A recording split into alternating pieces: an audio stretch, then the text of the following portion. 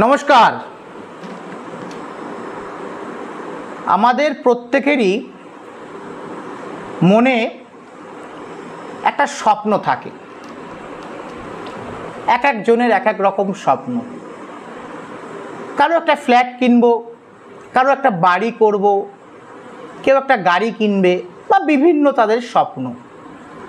তো অর্থের অভাবে কিন্তু বেশ কিছু স্বপ্ন কিন্তু স্বপ্নই রয়ে যায়। তো তাদের জন্য আজকে একটা দারুণ টিপস আমি দেব। টিপসটি কি? ধনসম্পদ বৃদ্ধির টোটকা। কিছু সরঞ্জাম আপনাদের নিতে হবে, সামগ্রী আপনাদের নিতে হবে। সেটি হচ্ছে, সর্বপ্রথম একটি মাটির হাঁড়ি নেন এবং সেই মাটির হাঁড়ির একটা সরা নেন। মনে রাখবেন, মাটির হাঁড়িটা একটু বড় নেবেন। মাটির হাঁড়িটা বড় নেবেন, মাটির সরাটা সেই মাপের নেবেন। এইবার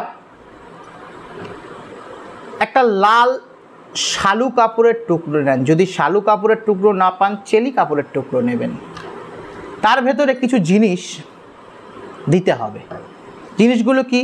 হর্তকি, বয়রা, আমলকি, জায়ফল, বড় এলাচ, লক্ষ্মী কড়ি, হলুদ কড়ি, দশকর্মা দোকানে পাবেন, হলুদ কড়ি, আর একটু এক কর কাঁচা হলুদের টুকরো।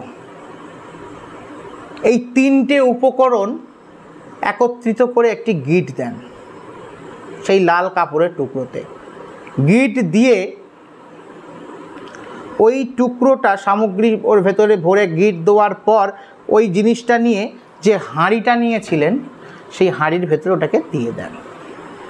দিয়ে বাড়ির উত্তর দিকে, যে কোনো জায়গায় উত্তর দিক, সেটা উপরে বা আপনার বাংকারের উপরে হোক বা নিচে হোক, উত্তর দিকে রাখতে হবে। এবার কি করবেন? বাড়ির যে মেন গৃহিণী, প্রধান যে মহিলা, মায়েরা, বোনেরা, প্রতিদিন সংসারে সকালবেলা প্রতিদিন রান্না বসানোর আগে এক মুষ্টি করে চাল, যতটা ওঠে, এক মুষ্টি চাল যতটা ওঠে, ওই হাঁড়ির ভিতরে দিয়ে দেবেন। কবে থেকে শুরু করবেন?